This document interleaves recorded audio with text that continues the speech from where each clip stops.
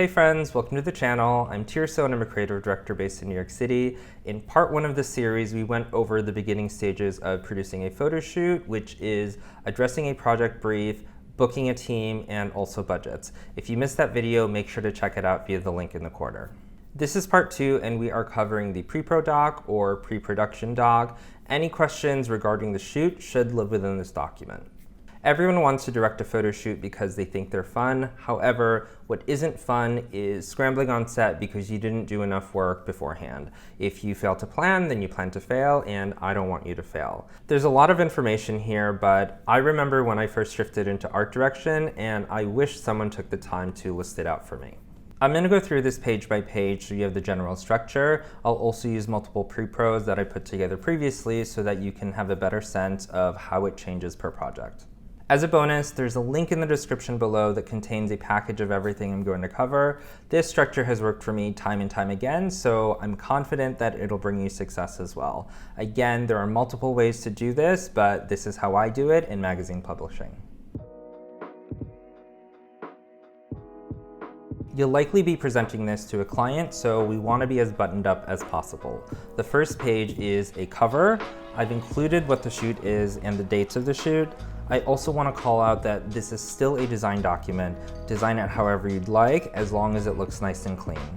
I also have a logo lockup. It's a nice touch to let your client know that this is specific to them and not something repurposed. This was a collaboration, so I included the client logo and then my company logo. For any of you doing this for freelance, you can use something like prepared for and then the client logo. Page 2 is a table of contents. You have a header, page numbers with their subheads, and I've also included the client logo. You can leave this page until the end before you send it to the client.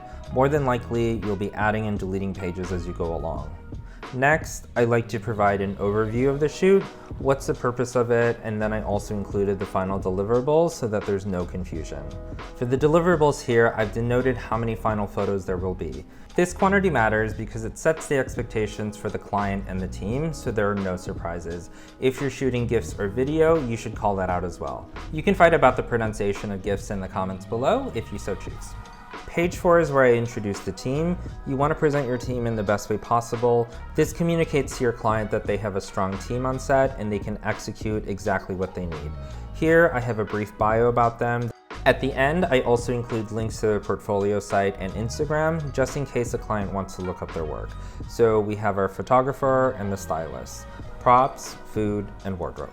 I don't usually provide options for this because you've already done the work to book everyone. If the client has a preference in photographer, then they should note that beforehand. If your shoot requires a model, provide 3 to 5 options so that way your client can choose. I always keep the options diverse, a range of body sizes, skin color, and height. Regarding age, it should be within the range of your target audience. Next, we move on to location. Your client should know exactly what's available. For this shoot, we were in studio. In this case, the client couldn't exactly request to build multiple sets because there wouldn't be enough space. However, we would be able to create different vignettes within the space. The last page for the beginning of the pre-pro doc is the approval process. I shot this in the beginning of the pandemic when everything was remote, so this can be fairly general unless your client requests something more specific. For anyone that hasn't directed a shoot before, the approval process is what tends to hold up your shoots. Occasionally, the client may not be on set, but it's still a collaborative process and we need to give them the opportunity to approve images or clips. Now we establish the art direction. This is the part of the job that isn't done in a design program. Art direction is focused mostly on concepting. For mood boards, you're going to need a lot of images. The point of this is for you to communicate the direction. You can pull swipe from anywhere. It's not getting published, so there shouldn't be any copyright issues. I assume a majority of you are going to be using Google, Pinterest, or stock. I usually pull from photographers' websites because the lighting is just better. I need to be clear that you are not stealing photographers' work for other things. You are simply pulling swipe for your pre-pro doc. Now, what if you don't know which photographers to look up? So in the description below, I am providing you with my list. This is a list of photographers and stylists that I've gathered from my career across Condé Nast, Hearst, Time Inc., and Meredith.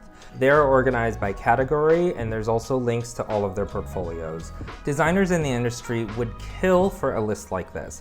I promise there is no other channel or blog providing you the level of resources that I'm literally giving out for free 99. I'm not here for my health. I want you to have the resources you need to be successful. Shameless reminder that for that alone, you should subscribe to the channel. Now that you have resources to find the images, let's talk about coming up with the art direction. Concepting can be really hard. I see a lot of art directors sitting at a desk thinking, I like this, or this could be cool. That's fine. However, the stronger art directors spend the time searching for the solutions, and it really comes out in the final photographs. Art direction is still design, so there needs to be a thought process behind every decision, and it needs to make sense for the project. Here are a few projects that I've done previously and my thought process on the concepts. This was a campaign I did for Sea Cuisine in Real Simple. Sea Cuisine is a frozen fish, so I wanted to elevate it. On the left, I have a description, and then my mood board images are on the right. So let's talk about a couple things that need to happen in the photographs first. Sea Cuisine is actually flash frozen, so it's technically fresher than other frozen food. We can't hide the fact that it's frozen, but we don't want that to be apparent in the photographs. In order to push this, I want to do the exact opposite of what we think of when we think of frozen food. I think of something that's hard, so I want a lot of soft elements. I also think of something that isn't fresh, so we want to surround it with fresh ingredients. My hope here was that the fish will look fresh by association. Lastly, I want this to be plated because that already feels elevated from the typical frozen food meal. This was my first pass at pulling images. I thought these images were nice, but the surfaces gave this cold, hard aspect to it. Going back to the idea of balancing that out with soft elements, I thought of shooting on fabric. Since this was running in Real Simple, I thought pastels would be more familiar for the reader. I also want this to feel fairly casual, so I went in the route of linen. Again, every decision is justified. Here's the final swipe I pulled. Please note that I only included photos that truly showcase the vision for the photographs. Remember, you're going to be handing this document off to the client, and you're not there to explain what they should be looking at. It's better to show only a few photos that are spot on, as opposed to filling it with more photos that don't really do the job. So you can see how this translated in the end. Here are the final images for the shoot.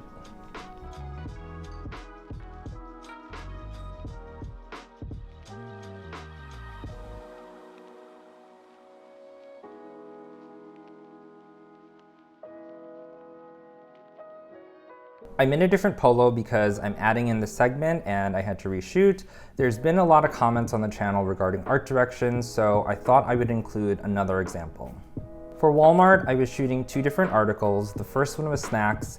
Snacks are super casual. They're also not big enough to fill a plate, so how do we make an interesting photograph? Anna Wintour always says, when all else fails, go with the familiar. For this project, I leaned into my Teen Vogue background and started looking at fashion photographs, and I mean a ton of photographs. Eventually, I landed at Work by Raymond Meyer. He used to shoot these super zoomed in photos in beauty. The zooms really focus on the product, so I figured, why can't I do this with food? We can focus solely on the ingredients, and it would also minimize the amount of propping that I need around the photograph. In order to execute this, I would need a highly skilled food stylist. Although my original inspiration came from fashion, we can't actually use them in the PrePro doc because it doesn't illustrate what we're going to shoot, so we do have to find zooms of food. It is much easier than you think. Just find some food and zoom in. Here's my mood board, and here are the final images.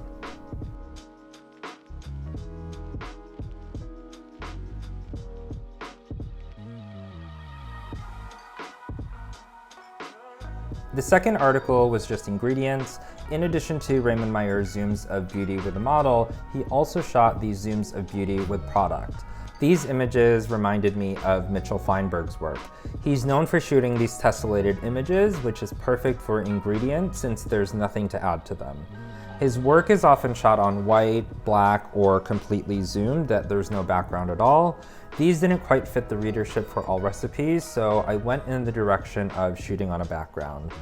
Some background options for you to consider would be shooting on a surface like wood, slate, or marble. I showed you what it's like to shoot on fabric earlier. You can also shoot on seamless. Seamless is a common background because it's available in most photo studios. I prefer color aid because the color is significantly richer. An additional option is to shoot on rice paper. Instead of a solid colored background, you can find something with a little bit more character. So this was my mood board. And then here are the final images. I really love this shoot. I thought the images were super graphic. Also, this was my very last shoot at my previous job.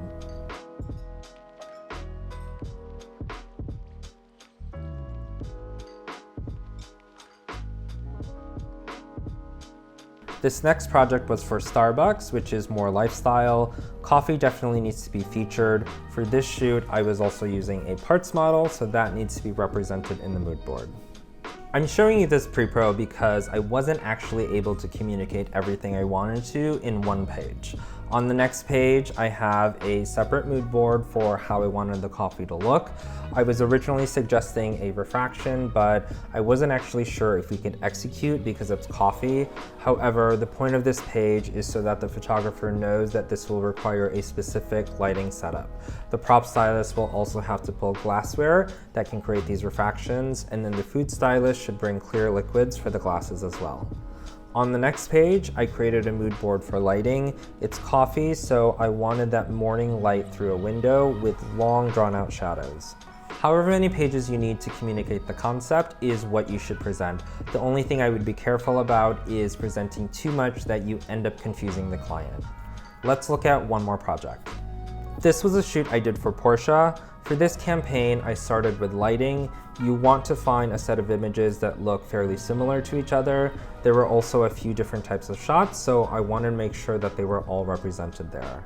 We want the client to know that we're focused on their product, so I also created this next page, which showcases the car only. This was simple, but we showed it from an angle, straight on, and then an interior shot. When you're doing this, you absolutely cannot use another advertiser. If it's Porsche, you can only show Porsche cars. Do not show Ford or Mercedes. One thing to caution that I made the mistake of is that when you're presenting to Advil, make sure that the blue and yellow are specific to Advil and not Aleve. The last page of this section, I focus on the different types of shots: the car in motion, a car hero shot, a portrait of the talent, and then a food shot. This is all you should put together for now. You can fill out the table of contents like I did here.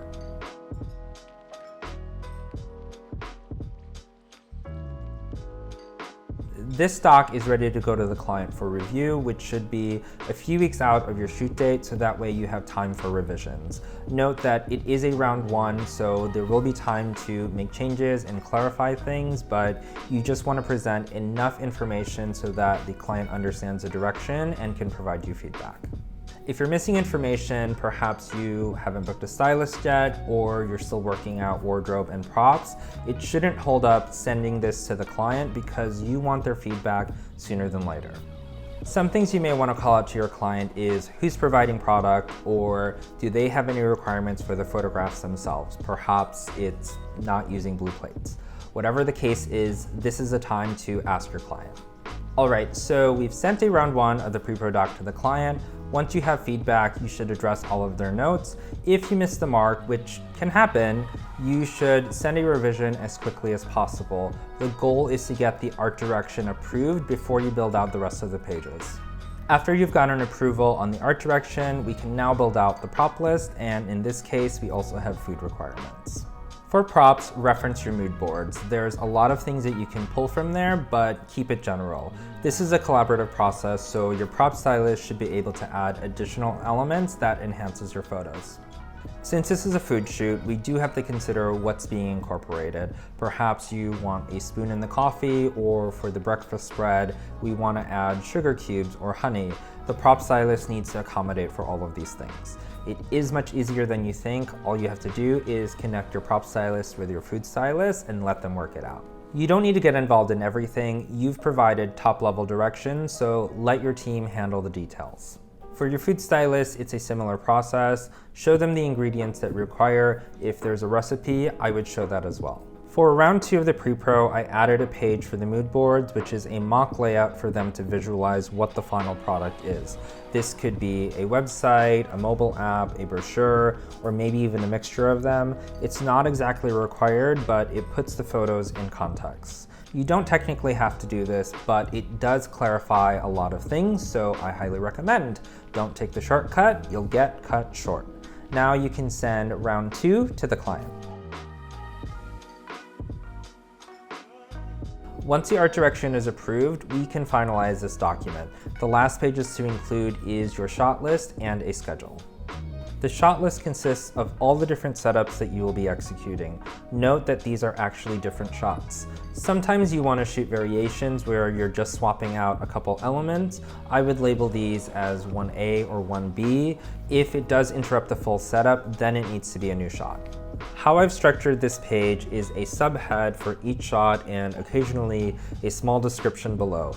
You'll notice that the photos aren't particularly big here. This is just to provide an overview of the entire shoot day.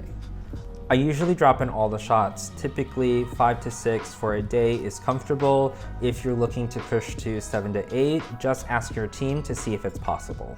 The order of your shot list should be in the order that you intend to shoot them. If you're on location, you'll want to do everything geographically. For studio shots, I would start with one setup and do all those shots first, and then move to another setup. There could be shoots where you need to shoot both a model and a still life. I would do one in the morning and one in the afternoon. You might be able to get away with booking the model for a half day and save on budget. All right, so now the schedule, let's break this down.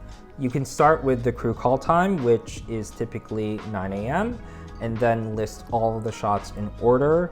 We also need lunch midday, a breakdown at the end of the day, and then the final wrap time, which will be 6 p.m.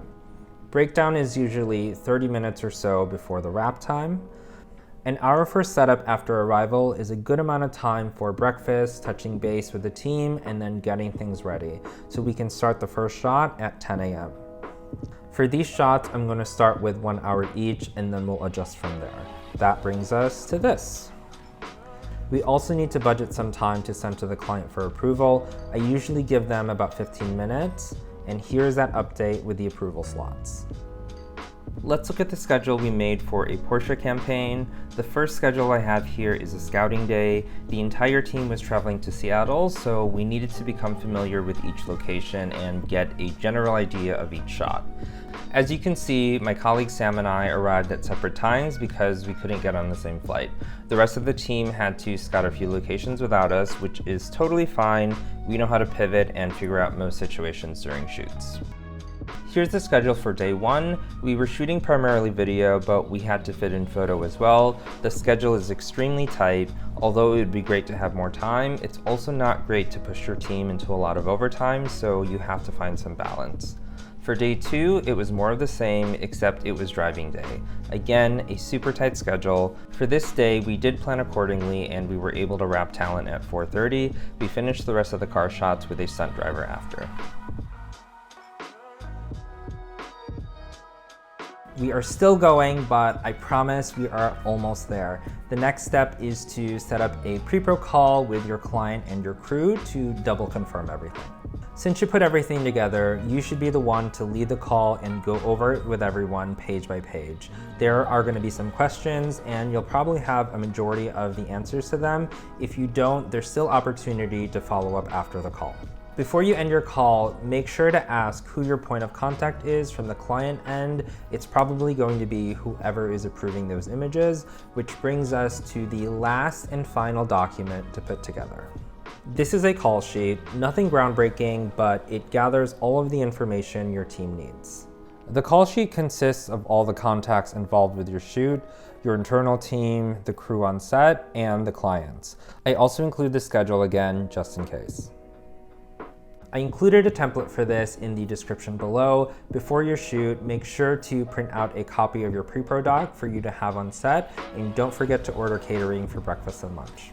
I am exhausted. If you made it this far in the video, I really appreciate you. That is the end of part 2, where we covered what to do before your shoot. In part 3, I will cover what happens when you're on set. Don't forget to download the checklist, my PrePro template, my call sheet template, and my list of photographers in the description below. Subscribe to the channel so you don't miss out on parts 3 and 4. Good luck, and I will see you next time.